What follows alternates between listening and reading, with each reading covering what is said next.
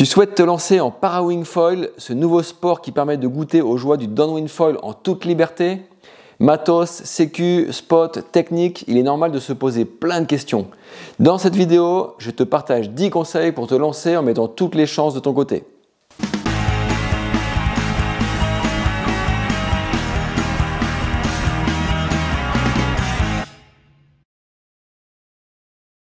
Salut les copains et les copines, bienvenue avec moi sur la Water Sport Zone pour cette nouvelle vidéo de para-wing foil. La semaine dernière, vous avez peut-être vu mon test de la N6 Roger 3 mètres que j'utilise aussi dans cette vidéo. Et sinon, je vous invite à consulter le test ici. Et aujourd'hui, donc, on va rester sur ce nouveau sport para-wing foil. Alors après avoir essuyé quelques plâtres, je souhaitais vous partager quelques conseils pour vous aider à vous lancer dans les meilleures dispositions. Donc matos, tips techniques, choix des spots, sécu, etc. Il y a un peu de tout, alors restez bien jusqu'au bout car le conseil qui vous sera utile sera peut-être le dernier. A noter que ces conseils se destinent plutôt à des personnes qui sont déjà à l'aise en wing foil, voire en downwind foil et qui voudraient goûter au para-wing, puisque j'ai l'impression que c'est vraiment le public qui s'intéresse le plus à cette activité pour l'instant. N'hésitez pas à me partager votre profil de pratiquant en commentaire avec votre passif en sport nautique et l'objectif que vous poursuivez en para-wing. D'abord parce qu'en fait déjà j'aime bien vous connaître et puis aussi comme ça en fait je peux peut-être affiner ma vision de qui s'intéresse au para-wing foil aujourd'hui dans mon audience et probablement peut-être vous proposer aussi les contenus qui vous correspondent le mieux. Par ailleurs je vous invite aussi à vous abonner si ce n'est pas déjà fait pour ne pas manquer les prochaines vidéos et aussi parce que c'est un bon moyen de me soutenir et donc je vous en remercie par avance. Bref, donc premier conseil, ça va être de choisir le bon spot ou plutôt de trouver un spot avec de l'espace sous le vent. Bon déjà, il faudra le plus possible éviter les vagues au bord, aussi parce que ça complique clairement la tâche, mais comme je l'évoquais, l'espace sous le vent est super important afin de pouvoir se lancer, voire même de pouvoir dériver un peu le temps de se préparer, etc. Si tu essayes de décoller et que tout de suite tu te retrouves plaqué sur la plage, c'est pas bon et en plus c'est stressant. Donc, onshore, c'est compliqué à cause de la place et des éventuelles vagues. Sideshore, avec peu de place sous le vent, parce qu'il y a une digue, parce que ceci, parce que cela, c'est pas bon non plus. Et offshore, comme dans tous les sports nautiques, donc vent de terre, c'est dangereux. Donc en fait, la configuration idéale pour se lancer seul de la terre, c'est de trouver un spot sideshore avec de la place sous le vent. Et si le vent est dans le bon sens pour te permettre de partir sur ton meilleur côté direct, c'est encore mieux. Par ailleurs, si tu peux te mettre à l'eau avec la wing en l'air, c'est tant mieux. Mais si tu dois la déplier, etc., alors le temps de sortir ta para-wing, tu auras déjà dérivé. Donc ça rajoute encore du besoin de place. Bien sûr, de l'eau plate et un vent bien soutenu et régulier au début pour se faire la main, c'est un plus. Il y a aussi la technique de partir au large en wing et d'échanger en mer avec un pote qui est remonté lui-même en para-wing. Bon, il faut avoir le bon pote qui sait déjà faire, etc. Mais voilà, c'est une bonne piste si vous voulez l'explorer. Conseil numéro 2, ça va être de choisir le vent ou la surface de wing adaptée. Et ça paraît évident, mais on ne va pas se mentir, quand on a envie d'essayer un truc, on peut être tenté de se persuader que les conditions sont meilleures que ce qu'elles sont. Cette perte de lucidité, c'est clairement une erreur à éviter sous peine de galérer. Donc trop de vent, c'est chaud, ça tire fort. Même dans les phases d'équilibrage, j'ai envie même de dire surtout dans les phases d'équilibrage où c'est quand même très perturbant de ne pas tellement pouvoir relâcher la pression de la wing. Pas assez de vent, à l'inverse, c'est un coup à devenir fou par manque de puissance. Et voilà, donc en gros, pour sortir en para-wing avec une 3 mètres, il te faut à peu près le même vent que pour sortir avec ta 3 mètres en wing foil. Tout en sachant qu'au début, il faudra quand même mieux être plutôt légèrement surtoilé. Conseil numéro 3, ça va être d'adapter sa planche et son foil. Donc là, en fait, pour bien se lancer, le reste du matos que tu vas utiliser en plus de la wing a aussi son importance. Donc dans l'idéal, je te conseille une planche entre 20 et 40 litres au-dessus de ton poids, selon ton niveau d'agilité et la force du vent. Une planche plutôt longue et étroite s'y prêtera particulièrement bien. Idéalement, une planche de type mid-length de 6 pieds et des poussières, c'est quand même pas mal. Après, une planche de downwind 8.0, on m'a aussi beaucoup posé la question. Ça fonctionne aussi, il n'y a pas de problème. En fait, il faut le cahier des charges sur la planche de para-wing, c'est pour commencer, pour se faire la main, ça va être de bien flotter, tenir debout sur la planche et qu'elle glisse bien sur l'eau pour prendre facilement de la vitesse. Ce qu'il faudrait éviter, en revanche, à l'inverse, c'est une planche courte, large et peu volumineuse.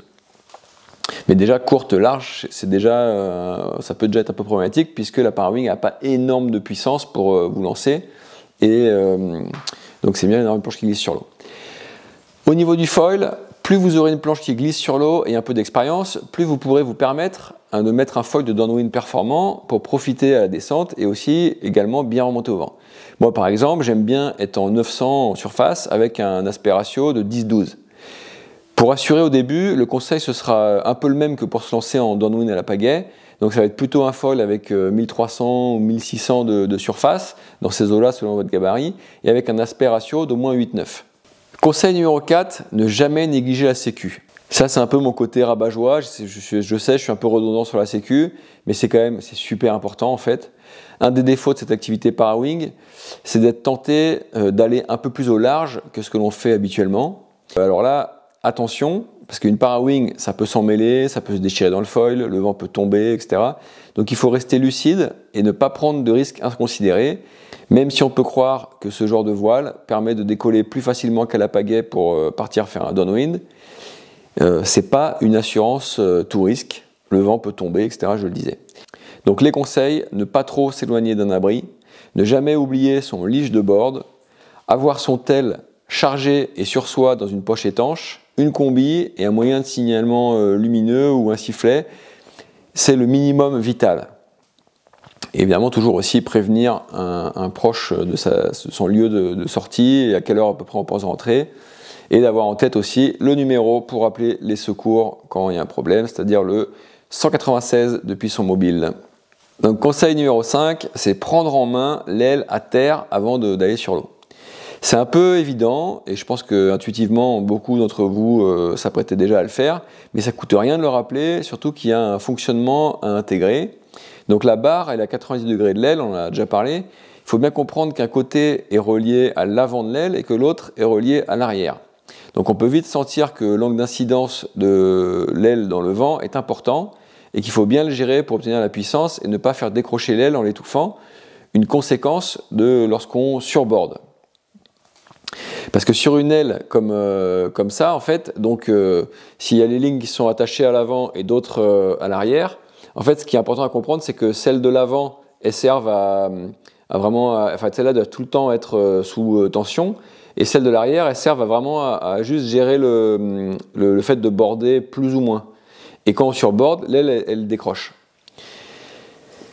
Donc par ailleurs, ce fonctionnement-là, ça permet de comprendre comment tenir la barre. Donc en gros, très en avant, et comment celle-ci permet de diriger l'aile. Donc avec la barre, quand on tourne à droite, l'aile suit, elle va à droite, et quand on tourne à gauche, c'est pareil, elle va à gauche, et donc c'est hyper intuitif. Conseil numéro 6, c'est de tenir la barre par l'avant. Donc je viens de le dire, mais je voulais insister dessus parce que c'est vraiment hyper important, et si on ne le fait pas, on peut quand même très vite galérer parce que l'aile, de toute façon, elle ne tient pas en l'air. Conseil numéro 7, mets-toi à l'eau avec l'aile en l'air.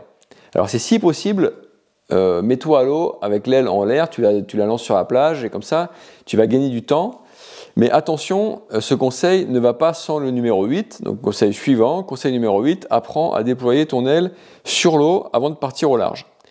Comme je disais, c'est plus pratique de partir avec l'aile en l'air, mais avant de se retrouver en galère au large, il est important d'avoir répété quelques lancements de l'aile depuis le pont de la planche alors que l'aile est sur l'eau et alors qu'on est près du bord.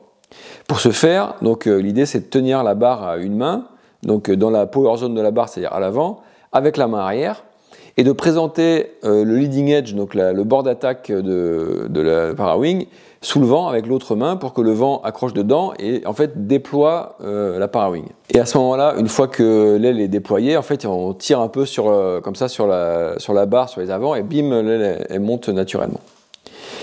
Conseil numéro 9, abattre pour se lancer. Pour décoller, je reviendrai sur la technique en détail dans une prochaine vidéo, mais dis-toi que l'aile fonctionne surtout en traction et que le clapot est souvent dans le sens du vent. Donc c'est possible autrement, mais dans un premier temps, le mieux sera sans doute de se lever un peu au large avec l'aile en l'air tenue par la main arrière et sans que celle-ci soit en pleine puissance. Une fois que tu as les deux mains sur l'aile, bien en avant de la barre, en fait tu pourras pomper en abattant au large avant de reloffer une fois que tu seras en vol. Attention à ne pas étouffer la voile en surbordant, ça c'est vraiment un point clé. Et puis quand tu vois que la voile descend un peu, en fait, ouvre un peu la barre et tu vas voir que tout de suite elle va remonter. Ça c'est un signe que l'aile a décroché. Conseil numéro 10, utilise ton jeu de jambes au pumping pour te lancer. Plus qu'en wing foil, l'utilisation de ton jeu de jambes au pumping pour décoller en para-wing peut faire une grosse différence et te faire gagner plusieurs nœuds de plage basse. Exploite-le en synchronisant avec ton pumping de la voile et tu verras, ça fonctionne super bien. Et conseil numéro 11, ça va être le bonus, c'est utilise un harnais si tu veux remonter au vent et un leash pour éviter les emmêlages.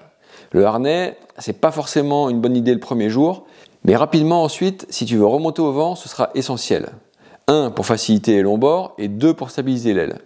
Sinon, ça secoue fort, tu verras. Et l'utilisation par ailleurs d'un leash d'aile permet aussi d'éviter quelques emmêlages car la barre passera moins dans les lignes de bridage. Allez, dis-moi en commentaire quel conseil te semble le plus utile. N'hésite pas à partager ta propre expérience avec la communauté. Moi, je trouve qu'on est plus forts tous ensemble, alors il ne faut pas hésiter à partager. Moi, je t'invite aussi à regarder une des vidéos proposées à l'écran qui devrait t'intéresser, ainsi qu'à liker la vidéo et t'abonner si ce n'est pas déjà fait. Et maintenant, je te dis à samedi pour la prochaine vidéo. Bye bye!